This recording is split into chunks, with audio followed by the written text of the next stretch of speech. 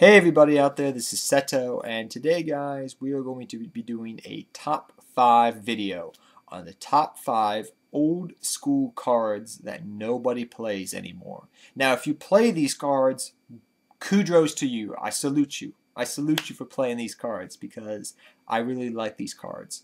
Now another thing I want to mention is there's not going to be any banned cards on this list. So you're not going to see things like Graceful Charity, Rescue Cat, cards that are currently banned. No, these are cards that at some point in the game of Yu-Gi-Oh! Were actually limited to one or considered ban-worthy or just were played by pretty much every player between 2003 or the beginning of Yu-Gi-Oh! Till like 2006. So a lot of old school nostalgia is going to be going on in this video. So if you want to learn a little bit about history of the game of Yu-Gi-Oh! Or just have a good nostalgia trip with me, or just watch a fun video, then this is the video for you because this is going to be a very fun video. So without further ado, let's get to my number 5 favorite old school card that nobody plays anymore. So guys, my number 5 favorite old school card that nobody uses anymore is Spirit Reaper. Now Spirit Reaper back in the day pretty much served the same purposes as Marsh Mulan did later on down the road. But Spirit Reaper held that position for many years. Pretty much all the way up to 2006, this card was used as at least a 1 of or a 2 of in just about any deck. Competitive, casual, you name it. This card was pretty much a staple deck card from all that time period. And its main role was to stall out. So you could set a Spirit Reaper and it could bide you time because it couldn't be destroyed by battle. Granted, it could be destroyed by card effect. But if your opponent had an open field, you could summon a Spirit Reaper and make your opponent lose card advantage out of their hand by making them discard a card from their hand. So it had a dual purpose as a stall card and the possibility of making your opponent discard cards from their hand. So it was pretty much a good staple deck card, like I said, all the way up to 2006. This card was really a staple deck card, I know, for at least up into 2006. But it's a card that you don't see anymore being played. I mean, I personally play it in my Exodia traditional deck just for the nostalgia factor, but it's really sad when you see old school cards like this not seeing as much play as they used to, considering that they were really staple deck cards for a long period in the early part of Yu-Gi-Oh! So without further ado guys, let's get on to my number 4 favorite old school card that nobody uses anymore.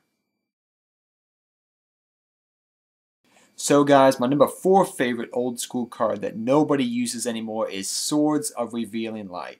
Pretty much one of my favorite cards that Yu-Gi actually used in the TV show, and actually this is one of about 3, I think I got all 3 of my original Swords of Revealing Light. This is one of them. You probably can't tell on the screen, but up in the corner here it actually says Magic and it's Legend of Blue Eyes. But this is actually one of my original Swords of Revealing Light that I got when I was little and I actually used. And I always used to take good care of my cards. But enough about that. Why do I miss this card not being used? Well, for the longest time that I can remember in Yu-Gi-Oh! This card was actually limited to 1 because it was considered too good. I remember when this card actually finally went to 3, and people were like, oh my gosh, everybody's going to play 3 Swords of Revealing Light, and they're going to stall out for days, it's going to be crazy mad, and that never happened really. That happened maybe for 2 weeks, I think, and that's all that came of it.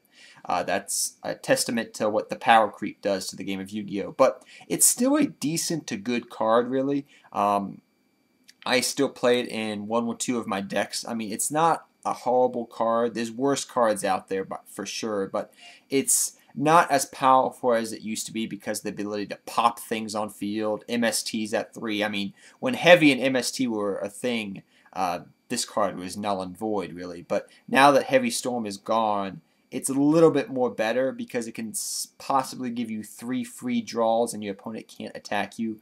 Though back row removal and whatnot is not more prevalent than it used to be back in the day. But this was a card that pretty much, for the long period of time in the game of Yu-Gi-Oh!, this card was actually considered very broken. I would testify that this card was more broken on the TV show. If you guys remember the TV episode Swords of Revealing Light held up, I believe it was Dark Castle of Illusion. It held it up in the sky, and then after the swords faded after 3 turns, Dark Castle Evolution got destroyed. So, Swords of Revealing Light apparently can destroy monster cards in the Yu-Gi-Oh show. I wish it could do that in real life, but it doesn't. But, it's still a good star card, like I said. But it's a card you don't see as often. I mean, I'm not saying it's a completely bad card. There's worse cards out there, but it's kind of like an old favorite of mine that you just don't see nobody play no more. I mean, as a kid playing Yu-Gi-Oh, I remember, this card, when you drew this card, it was kind of like drawing Pot of Greed in some respects because, you're like, okay, my opponent's got me on the ropes. I can activate Swords of Revealing Light, and I can stall out for 3 turns. So I got 3 turns to get my act together and possibly turn this duel around. That's what Swords of the Revealing Light did for me back in the day. So I've had a lot of good comeback moments with this card, but it's kind of sad to not see it in, decks as much as it used to because it was pretty much considered a staple card for a long period of time in Yu-Gi-Oh! So without further ado, guys, let's go on to my number 3 favorite old school card that nobody plays anymore. And I hope you guys are enjoying this video as well. So guys, my number 3 favorite card that nobody seems to use anymore is Danza Luke. Now, this guy goes by many, many different names. I know. I've heard him been called so many different names. I've heard him be called Scarface because he does have a scar on his face. I've heard him referred to as the Godfather. I've heard him be referred to as what I call him. Actually, this is what I call him. I call him Don Corleone after the Godfather movie. I've even had people call him Marlon Brando, if you guys know The Godfather, or Scarface. I mean, he gets cards so many different names. This card is like one of the coolest cards I ever liked because it said Don in front of it. But besides the name calling of this card is a card that still does seem... once in a while you do see somebody tech in a Danza Luke or play a Scorpion type deck from time to time. I've actually faced one not too long ago at my regionals. When I went to go visit, I saw a guy playing a Scorpion deck. I was like, dude, I haven't seen that card in years. He's like, yeah, I built it for fun. I was like, good for you, man, good for you. But Danza Luke was a very, very versatile card back in the day, especially when Rhoda was at 2 and at 3, back in 2006, 2005-ish era, and even before that when he was out. Because he was very versatile for the fact that he could be searched off Sangan and whatnot, but, not Sangan, what am I saying, I think, off the top of my head, but he could be searched out with Rhoda because he was a warrior. So, if you, in combination, say your opponent had scapegoats on the field, you could, in combination with other cards, put the scapegoats to attack position and use Danza Luke to attack their scapegoats and make your opponent lose card advantage or mill cards out of their deck if you wish to. So he was a very versatile card, plus he was a dark target, and you have to remember at the time things like Chaos Sorcerer, D-Mock, Chaos Emperor Dragon. I don't know if he was around for that earlier Chaos, but especially when Chaos Sorcerer was around and whatnot, this card was very good because you could banish it with as a dark target. Because people used to run things like Shining Angel and just dark monsters in general, so you could get your big Chaos monsters out. And Danza Luke was a good dark target with a versatile effect. Plus, he was very easily searchable due to him being a Rhoda target. So you could search him out anytime you wanted to as a duel. So he was mainly run as a 1-of or 2-of, and also as a tech-in many decks. But he was used in many, many decks all the way up to 2006, even into 2007. I know I saw this card in competitive play. But he was a very old school card who... It was one of those cards that I really liked as a kid, and even playing back then in competitive duels and whatnot with friends and at regionals and tournaments. This card was a very good card, and like I said when I did my mail card video yesterday, I sold my Danza Luke years and years ago, and I'm happy to have a replacement. It kind of feels like an old part of me has come back to me in a way, but he's a very versatile card, and there's always a special place in my heart for this one particular card. And he's a very versatile card, and I would highly suggest if you've never played a Scorpion deck, even though it's probably not the best deck ever, it's actually a fun deck to play, and I would suggest you just try it out for some fun. So without further ado, let's go on to my number 2 favorite card of all time, guys. So guys, I don't know if you could tell by that picture, but that card was Jinzo, or as Simply Unlucky calls him, Jizno. But Jinzo is one of those cards that was actually limited to one at one point in the game of Yu-Gi-Oh! And it was considered, even I know back in '05 and '06, especially after Worlds back in 2006, this card was actually considered ban-worthy. I mean, but it was a really good card for that time frame, especially, you know, pretty much since the beginning of Yu-Gi-Oh! All the way up to like 2007, 2008, I know even to some extent, this card was pretty much a very good card. It was considered a staple in many decks, I know, especially in 2005, because the fact that back row was a main thing back then. You think back row is bad now. I personally feel like it was a lot worse back then, even though we did have Heavy Storm at 1 and Giant Trune at 1 in 2005, I believe it was, with 2006. My mind deceives me at that moment. But it was a very good card because you locked down your back row, and actually people would still play Jizno. Yeah, I just said Jizno. I would still play Jinzo with trap cards in their deck. So you would think, well, why would you play traps and still run Jinzo? Because the card was so good that your opponent would have to waste resources to get around Jinzo, that you would still have traps you could use later on down the road. So people would run 3-4 traps and still run a Jinzo to lock down their opponent's back row. And after the opponent wasted their resources getting around the Jinzo, they would still have to run against your traps in the back row. So it was a very good card. It was a very powerful card for a 1 tribute monster. I mean, you saw this card, you still see this card in some respects in some frog type decks or chaos, monarch type decks. You still see them here and there, but people also forget there was actually an archetype based around Jinzo completely, which is I've actually seen one person play that archetype. One of my friends, Adam, actually played that archetype about a year ago, and it was a really cool deck to see in action, especially if you played a lot of traps. Just Jinzo came on the field and just shut all your traps down. So it's a really fun card. It's still a very good card. It's a card that I know a lot of people like, and this is actually one of my original Jinzos I got from back in the day. Actually, yeah, this is the one I originally got. I pulled out of a pack. This is not the tin version.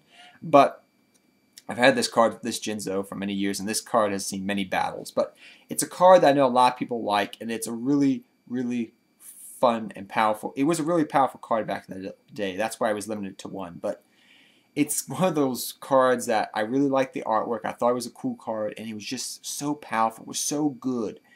And it's a testament, like I said earlier, to the power creep. A card like this does not see play anymore, really, because it's outclassed.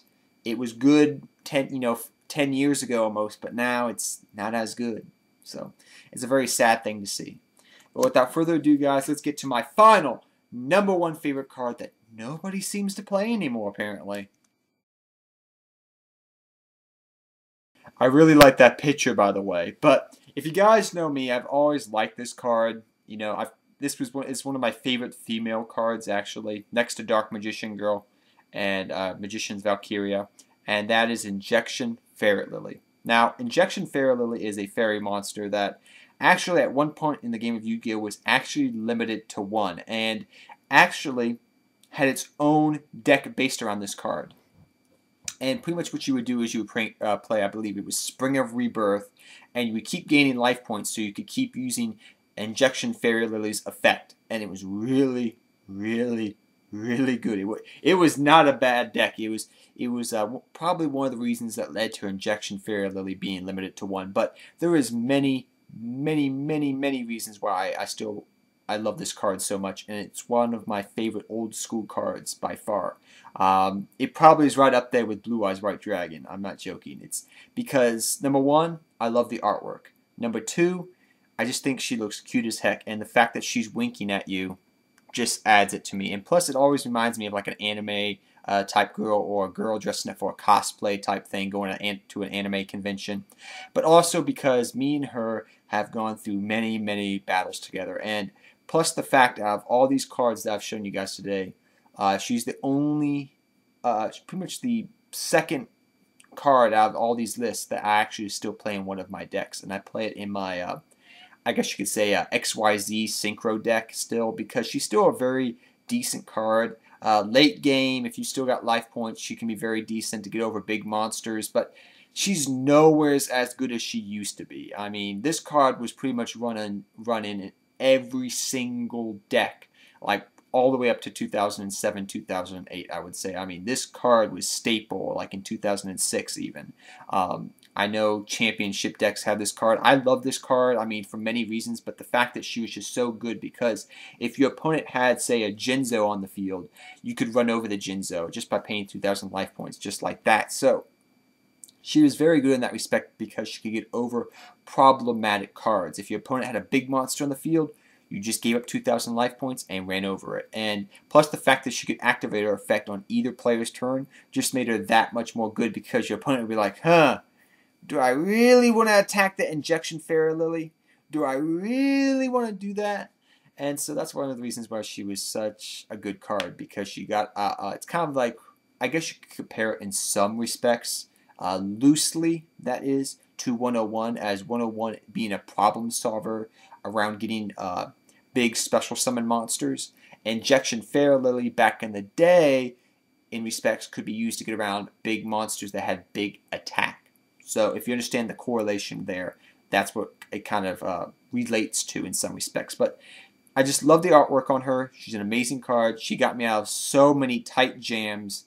And she still to this day is a fun card to play around with just for fun and casual play. But that is why she is my #1 favorite old school card of all time. So guys, down in the comments section below, tell me, what do you think of this list? I hope you guys all enjoyed this video. It took me a long time to put it together, but I really had fun doing it. And #2, what is your favorite old school card that nobody seems to play anymore? And do you play in any of these cards still? And I just hope you guys enjoy this video, because I had a lot of fun doing it. And until next time, guys, take care.